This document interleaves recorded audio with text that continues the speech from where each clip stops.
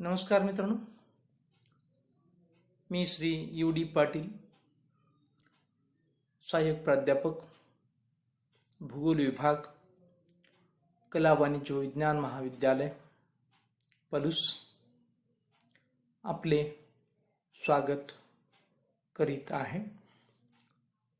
आपण विभाग 3 सेमिस्टर 6 भूगोल paper number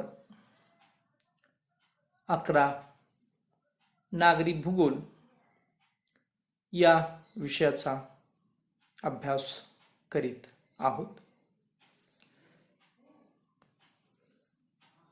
syllabus of urban geography नागरी भूगोलाचा अभ्यासक्रम इंट्रोड्यूस्ड फ्रॉम जून 2020, ज्याची आपल्याला जून 2020 मध्ये ओळख झालेली आहे, परिचय झालेली आहे.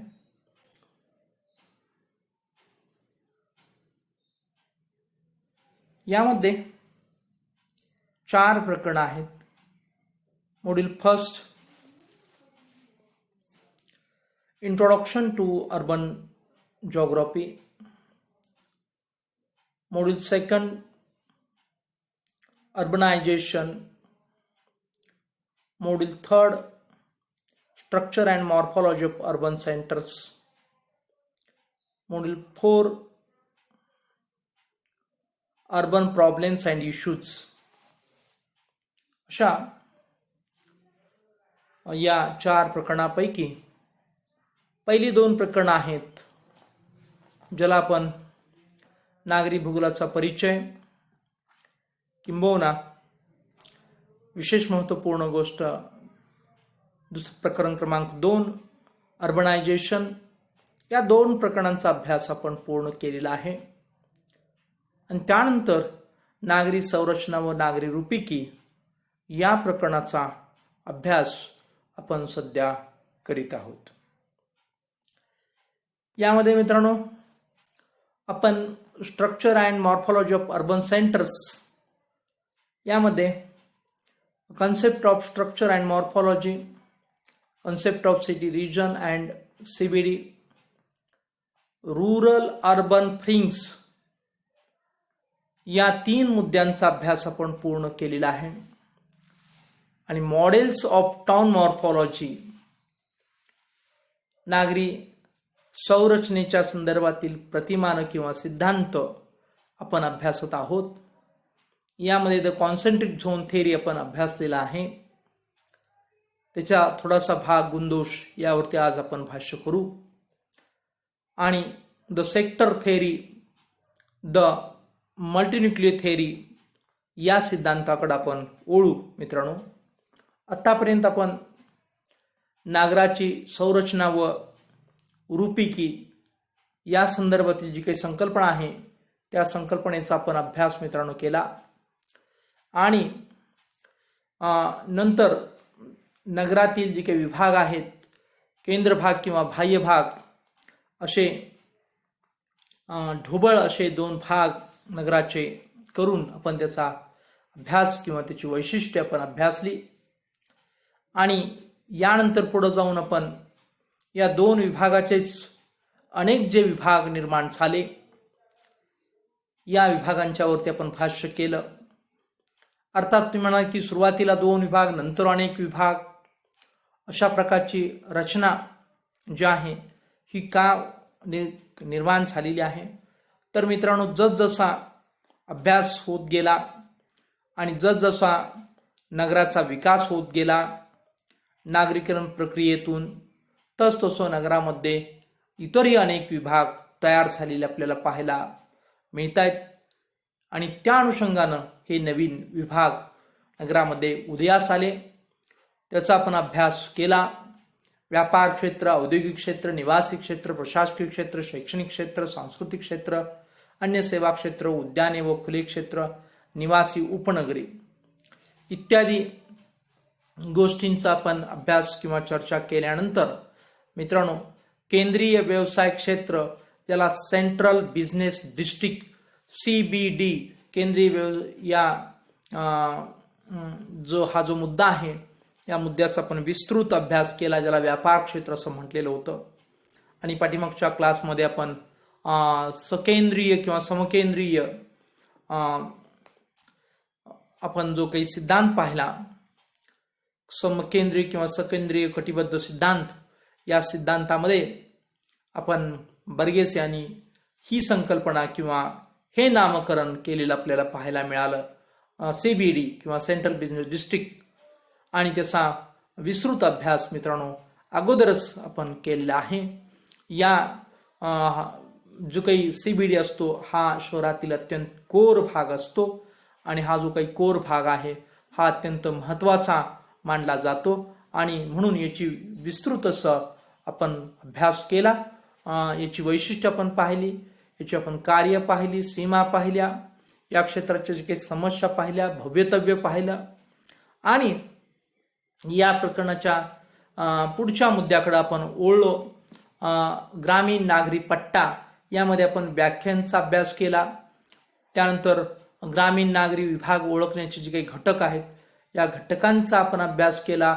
ग्रामीण नागरी पट्टा विभाजन मर्यादा आपण पाहिली, ग्रामीण नागरी पट्ट्याची रचना आपण मित्रांनो पाहिली आणि त्यानंतर ग्रामीण नागरी पट्ट्याच्या जे काही समस्या आहेत त्यामध्ये भूमी उपयोजनातील अडचण असतील किंवा नागरी सेवा सुविधा समस्या असतील किंवा प्रशासकीय समस्या असतील, मानवी समस्या असतील, या सर्व समस्यांच्यावरती आपण भाष्य केल्यानंतर मित्रांनो आपण ज्याला नागरी संरचनेचे सिद्धांत आपण अभ्यासायला लागलोय. आपल्या अभ्यासक्रमामध्ये जसं नामोल्लेख होता की the models of morphology, town morphology, म्हणजेच नागरी संरचनेचे सिद्धांत किंवा प्रतिमानं आपण अभ्यासायला सुरुवात केलेली आहे. आणि यामध्ये पहिला जो आपण समकेंद्रीय कटिबद्ध सिद्धांत आहे हा सिद्धांत आपण अभ्यासला आणि या सिद्धांताची आपण व्यवस्थितरित्या चर्चा केलेली आहे. आणि गुणदोषा संदर्भात ही थोडीशी भाष्य झालेलं आहे मित्रांनो. तरी सुद्धा या समकेंद्रीय कटिबद्ध सिद्धांतामध्ये केंद्रीय व्यापार कटिबद्ध, समक्रमण क्षेत्र, श्रमिक क्षेत्र, उच्चवर्गीय क्षेत्र, अभिगमन लोकांचे क्षेत्र इत्यादी गोष्टी पाहिल्यानंतर मित्रांनो यामध्ये गुण आणि दोष असे जे काही मुद्दे आलेले आहेत या मुद्द्याचं थोडंसं आपण चर्चा या ठिकाणी करूया. साधारणपणे गुणासंदर्भात सांगायचं झालं तर या सिद्धांताने शहराच्या मध्यभागातून बाहेरच्या दिशेने होणारे जे काही बदल आहेत हे बदल स्पष्ट होतात. हे एक गुणवैशिष्ट्य आपल्याला या ठिकाणी सांगता येईल. आणि शहराचा जो काही मध्यभाग आहे तो व्यापारासाठी व बाहेरील भाग आहे तो निवासासाठी असतो, हे यावरून आपल्याला या सिद्धांतावरून स्पष्ट झालेलं आहे. याही गोष्टी या ठिकाणी महत्त्वपूर्ण ठरतात गुणांच्या संदर्भात. आणि दोष जो आहे तो दोष मात्र आपण इथं पाहूया. त्या संदर्भात अनेक त्याला दोष किंवा आपण या सिद्धांताच्या संदर्भातील जे काही आक्षेप असंही म्हणू शकतो. काय आक्षेप आहेत किंवा काय दोष आहेत हे आपण पाहूया याकडे थोडंसं आणि आपण पुढच्या सिद्धांताकडे नंतर आपण वळूया. तर मित्रांनो बर्गेसच्या सिद्धांतावर नंतरच्या काळात काही आक्षेप घेण्यात आले आणि त्यामध्ये महत्त्वपूर्ण आक्षेप कोणता असतील तर सिद्धांत मांडताना भूमी उपयोजनाचा, मानवाच्या आर्थिक हालचालीच्या वितरणाचा क्षितिज समांतर विचार करण्यात आला. परंतु अनेक मजली इमारतींचा वापर विविध हालचालीसाठी होतो याचा विचार फारसा करण्यात आला नाही.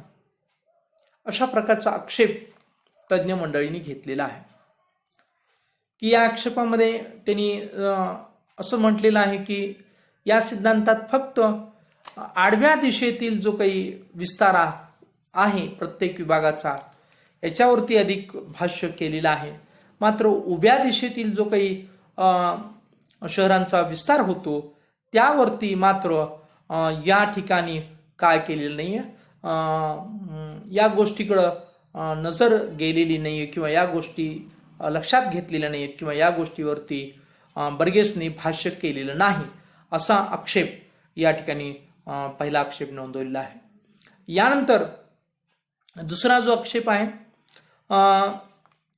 तो आक्षेप काय आहे पहा, कोणत्याही विभागात विभागाचे वेगळेपणा सिद्ध होईल इतकी एकसंगता आढळत नाही, तर प्रत्येक विभागात लक्षात येईल इतके वैशिष्ट्य आढळते.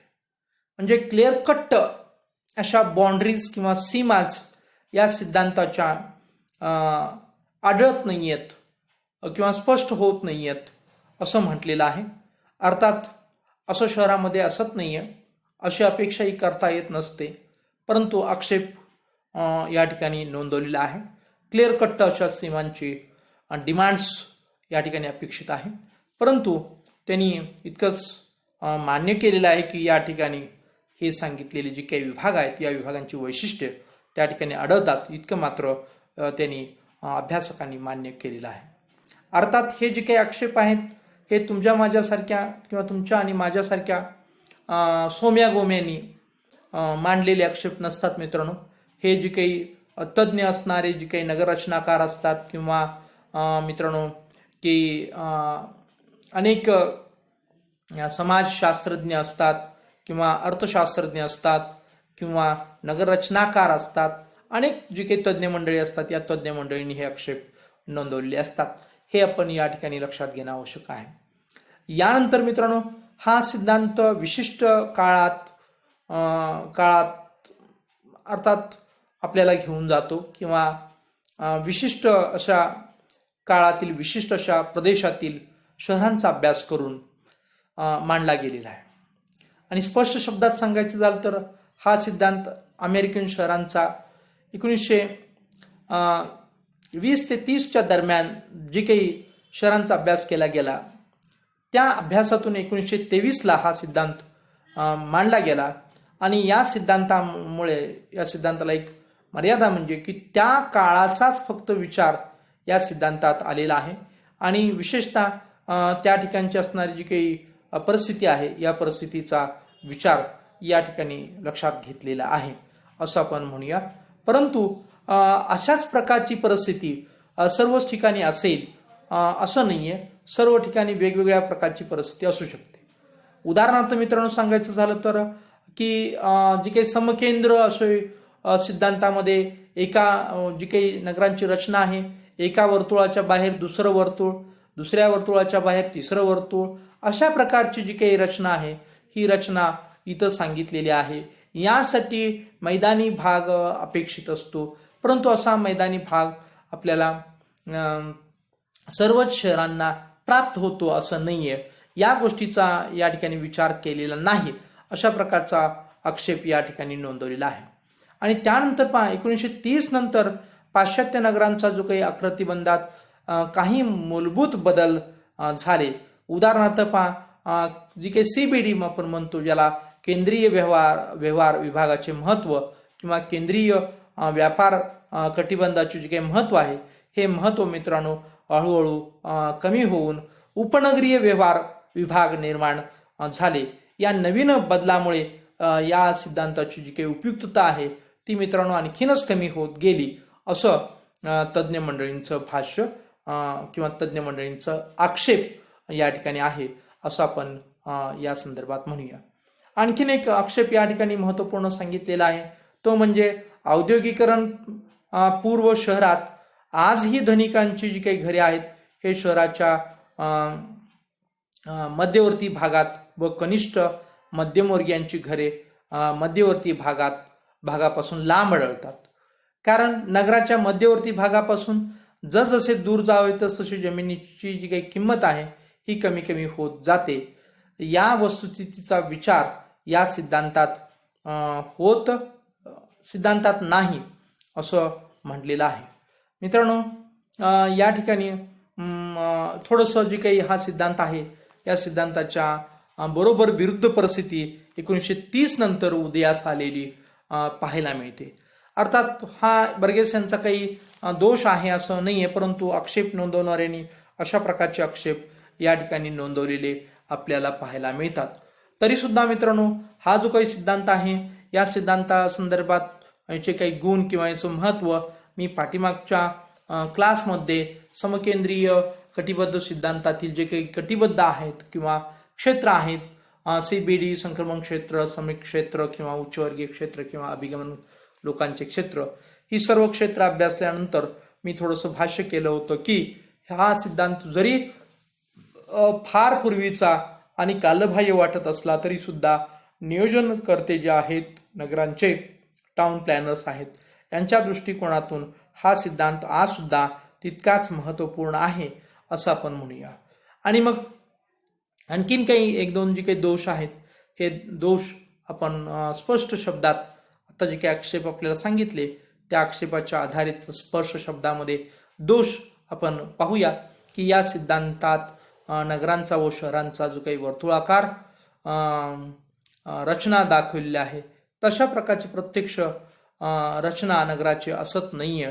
ही जी काही रचना असते ही त्रिज्याकार असू शकते, आयताकार असू शकते, लंबाकार असू शकते, परंतु वर्तुळाकार कशी असणार? कारण त्यामधून रस्ते तर जाणारच, मग त्यात खंड पडणार नाहीत का? अशा प्रकारचा जो काही विचार किंवा या बर्गेस यांनी केलेला नाही, हा एक दोष आपल्याला या ठिकाणी म्हणता येईल. हा सिद्धांत मांडताना नगर व शहर जे ते वसले आहे तेथील जी काही भूमी आहे ही भूमी समान गृहीत धरली आहे. प्रत्यक्षात अशा प्रकारची जी काही समान भूमी आहे किंवा समान जी काही रचना आहे ही रचना असेलच असं निश्चितपणे सांगता येत नाही मित्रांनो. हे आपण या ठिकाणी विचारात घेणं आवश्यक होतं, ते विचारात घेतलेलं नाही असं दोषामध्ये आपल्याला सांगता येईल. अशा प्रकारे गुण दोष जे काय आहेत हे गुण दोष आपण पाहिल्यानंतर जो पुढचा जो काही सिद्धांत आहे त्या सिद्धांताकडे आपण वळणार आहोत. मित्रांनो, हा जो पुढचा सिद्धांत आहे यामध्ये विशेषतः आपण या सिद्धांताचं नाव जो आहे ते आपण त्रिज्याखंड सिद्धांत असं नाव या सिद्धांताला दिलेलं आपल्याला पाहायला मिळतं. पहा, विशेषतः या सिद्धांतासंदर्भात आपण जे काही पहिला सिद्धांत पाहिला त्याच्यामध्ये थोडंसं अधिक प्रकारचं थोडासा बदल झालेला आपल्याला पाहायला मिळतो आणि याच्यामध्ये थोडासा अधिक स्पष्टता झालेली आहे किंवा अधिक थोडीशी सुधारणा झालेली आहे असं आपण म्हणू शकतो. म्हणजे असं की मित्रांनो, नगराची जी काही रूपिके आहे ज्याला आपण नागरी संरचना म्हणतो, त्या संरचना कशा प्रकारे विकसित होत गेल्या हे या सिद्धांतातून आपण थोडंसं लक्ष दिलं तर आपल्याला स्पष्ट होईल की 1920 ते 30च्या दरम्यान अमेरिकेतील अनेक तज्ज्ञांनी जो या सिद्धांतांचा अभ्यास केला त्यामधून आपल्याला हा जो काही पहिला सिद्धांत आपण पाहिलेला होता तो म्हणजे समकेंद्रीय कटिबद्ध सिद्धांत. त्या सिद्धांतातून आपल्याला एक स्पष्ट कळालं की नगरामध्ये विविध प्रकारची क्षेत्र असतात आणि ते क्षेत्र निश्चितपणे भूमी उपयोजनासाठी किंवा नवीन नगरांची रचना करताना अशा प्रकारची भूमी उपयोजन असू शकतात आणि त्याकडे लक्ष देऊन आपल्याला भूमी उपयोजन करता येऊ शकतं. हे नगर नियोजनकारांना महत्त्वपूर्ण त्या सिद्धांतातून माहिती प्राप्त झाली. परंतु त्या सिद्धांतातील जे काही आक्षेप किंवा तज्ज्ञांनी जे काही आक्षेप मांडले ते आक्षेप लक्षात घेऊन आणि त्या सिद्धांताची जी काही मर्यादा आहेत त्या मर्यादा म्हणजे कोणत्या की संपूर्ण भूमी सपाट असली पाहिजे अशा प्रकारचा विचार फक्त त्या सिद्धांतात होता. तर अशी सपाट भूमी आणि वर्तुळाकार रचना अशी असणार नाहीये हे विचारात घेऊन त्या मध्यवर्ती जे काही क्षेत्र आहे त्या मध्यवर्ती क्षेत्रामध्ये जाताना जे काही रस्ते असे निर्माण होतात त्या रस्त्यामुळं हे जे काही समकेंद्रीय जी काही रचना आहे ज्याला आपण मॉर्फॉलॉजी किंवा संरचना म्हणतो नगराची, ही विभागली जाते आणि त्याची काय होतात खंड पडतात. आणि हे खंड कसे पडतात की त्रिज्या त्या ठिकाणी तयार होते. म्हणजे जे काही वर्तुळ असतं मित्रांनो त्या वर्तुळात साधारणपणे या आकृतीमधून आपल्या लक्षात येईल की पाठीमागची जी आपण आकृती पाहिली की अशी वर्तुळ या मध्यवर्ती ठिकाणी आपल्याला जायचं झालं तर जर आपण या 10 कड्यापासून 1 कड्यापर्यंत असा रस्ता काढला तर ही त्रिज्या झाली. आणि मग ही झालं आपण दक्षिणेकडून असा जो काही रस्ता गेलेला आहे आणि जाईल 10 अंकापासून 1 अंकापर्यंत, तर तो रस्ता दक्षिणेकडून या आकृतीच्या दक्षिणेकडून उत्तरेकडे म्हणजेच मध्यवर्ती केंद्र भागापर्यंत हा रस्ता जाईल. किंवा दुसरा रस्ता असा जाईल की या आकृतीच्या आपण वरून म्हणजेच या आकृतीच्या उत्तर दिशेकडून या अंकाकडे जर आपण आलो असं जर आपण रस्ता काढला तर दुसरी एक त्रिज्या तयार होईल. पुन्हा आपण जर समजा की पूर्व पश्चिम असे रस्ते काढले तर पुन्हा आणखीन एक त्रिज्या तयार होतील. असे 4 त्रिज्या तयार झाली तर मग त्रिज्याखंड म्हणजे त्रिज्येनं काय झाले, या वर्तुळांना खंड पडले गेले आणि त्यातूनच हा जो काही त्रिज्याखंड सिद्धांत आहे, हा त्रिज्याखंड सिद्धांताची संकल्पना पुढं उदयास आलेली आहे. हे लक्षात घेणं आवश्यक आहे. म्हणजेच काय की पहिला सिद्धांत याचा अर्थ असा नसतो की पहिला सिद्धांत काहीच उपयोगाचा नाही, काहीच कामाचा नाही, कुचकामाचा आहे, असं होत नाही. कारण त्या सिद्धांतातूनच आपल्याला नवीन सिद्धांताची जी काही समज म्हणूया किंवा संकल्पना म्हणूया किंवा जी काही नवीन अशी कल्पना म्हणूया ही सुचलेली असते. आणि म्हणून पाठीमागचा सिद्धांत पूर्णपणे टाकाऊ ठरतो असं नाहीये, तर तो सिद्धांत आपल्याला नवीन सिद्धांताला चालना देण्यास उपयुक्त ठरतो आणि त्यातूनच हा मित्रांनो त्रिज्याखंड सिद्धांत तयार झालेला आहे. आणि मग हा त्रिज्याखंड सिद्धांत केव्हा तयार झाला तर मित्रांनो तो सिद्धांत आपण जो पाहिला समकेंद्रीय कटिबद्ध सिद्धांत हा 1923 मध्ये, तर मित्रांनो त्याच्या नंतरच्या काळात म्हणजेच 1920 ते 30च्या दरम्यान जो काही अभ्यास झाला आणि जे काही सिद्धांत पुढे आले त्या सिद्धांताचा अभ्यास करून पुढील काळामध्ये हा जो काही त्रिज्याखंड सिद्धांत आहे हा त्रिज्याखंड सिद्धांत उदयास आलेला आहे. आणि जो काही पाठीमागचा जो सिद्धांत पाहिला आपण तो सिद्धांत सुद्धा मित्रांनो अमेरिकेतील सिद्धांत होता. कारण अमेरिका हे जे काही राष्ट्र आहे किंवा हे प्रगत राष्ट्र त्या काळामध्ये होतं आणि स्वतंत्रही होतं. आणि असं स्वतंत्र आणि प्रगत राष्ट्रामध्ये जे काही नागरीकरण होतं हे नागरीकरणाचा विकास त्या काळामध्ये होत होता आणि नागरीकरणाचा अभ्यासही त्या काळामध्ये होत होता.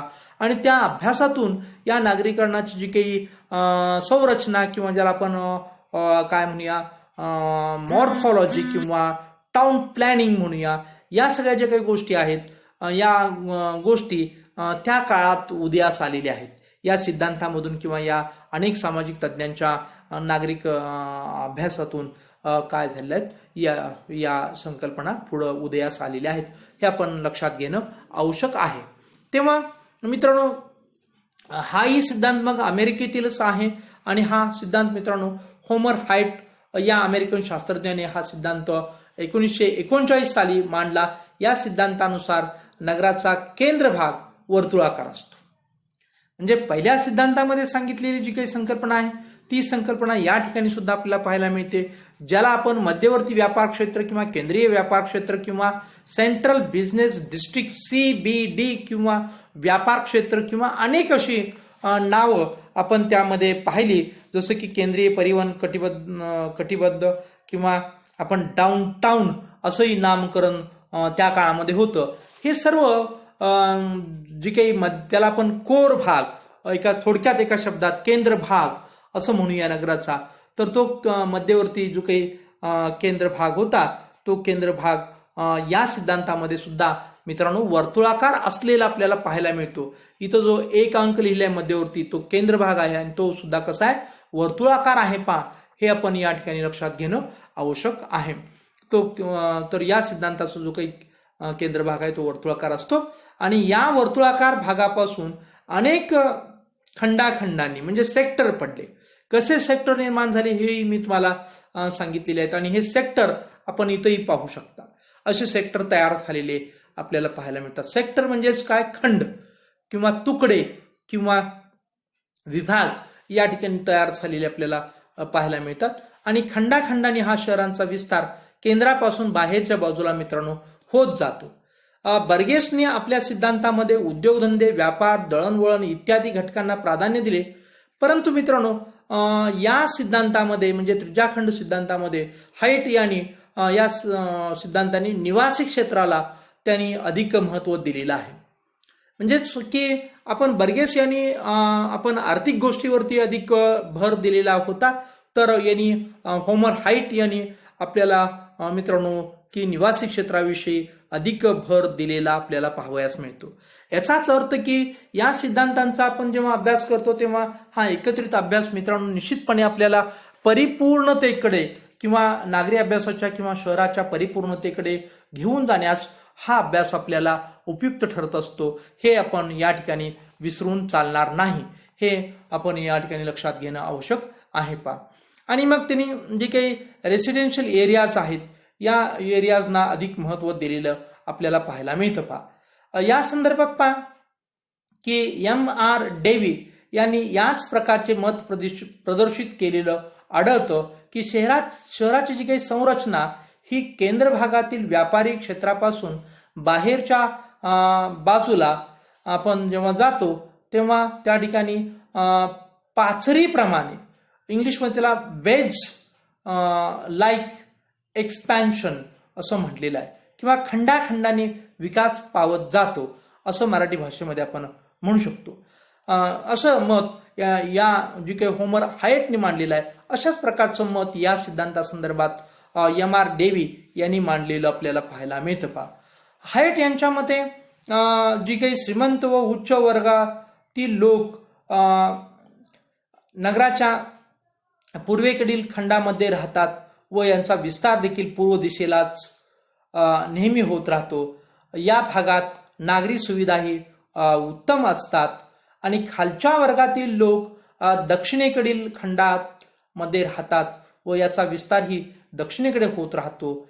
या भागात तुलनात्मक दृष्ट्या जी काही नागरी सुविधा आहेत ह्या कमी झालेल्या मित्रांनो आढळतात.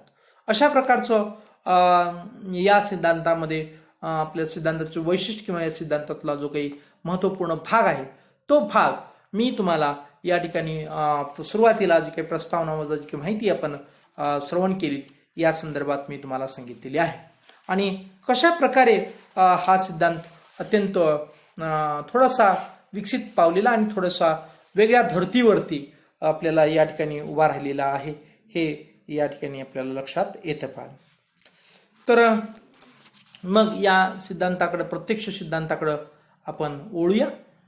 बघा या सिद्धांताच्या पहिला जो भाग आहे मध्यवर्ती व्यापार क्षेत्र याच कडे आपण जर ओळायचं जर झालं तर आपल्याला निश्चितपणे या सिद्धांताच्या संदर्भात सांगता येतं की मध्यवर्ती जो काही आपण पाहिलं पहिला जो सिद्धांत होता समकेंद्रीय कटिबद्ध सिद्धांत, या सिद्धांतामध्ये सुद्धा जो काही पहिला भाग आहे ज्याला कोर भाग म्हणतो मध्यवर्ती व्यापारी क्षेत्र, या त्रिज्याखंडामध्ये सुद्धा ते मध्यवर्तीच असलेलं आपल्याला पाहायला मिळतं. आणि या ठिकाणी मित्रांनो शहरातील जे काही महत्त्वपूर्ण घडामोडी आहेत त्या घडामोडी या ठिकाणी आपल्याला पाहायला मिळतात. यावरती अधिक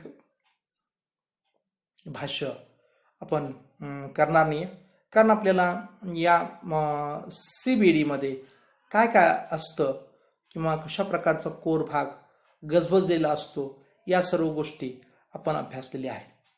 परंतु तरीही या ठिकाणी स्वतंत्र असा जो एक विभाग आलेला आहे म्हणून काय असतं नेमकं या विभागात, तर विविध प्रकारची जी काही दुकान असतात, हॉटेल्स असतात, सिनेमागृह असतात, शासकीय कार्यालय असतात, विविध संस्था असतात, विविध संघटना या ठिकाणी कार्यरत असतात. शहर जर मोठं असेल, त्या देशातील महत्त्वपूर्ण शहर असेल तर मित्रांनो देशी किंवा परदेशी जी काही बँका असतात त्या बँकांची कार्यालय या ठिकाणी असतात. याशिवाय पहा व्यापारी जी काही उलाढालीचं जी काही केंद्र या ठिकाणी आपल्याला पाहायला मिळतात.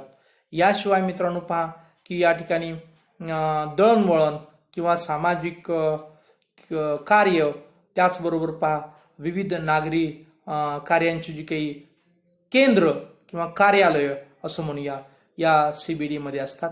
आणि हा CBD जो भाग असतो तो अत्यंत गजबजलेला असतो, अत्यंत महत्त्वपूर्ण असतो.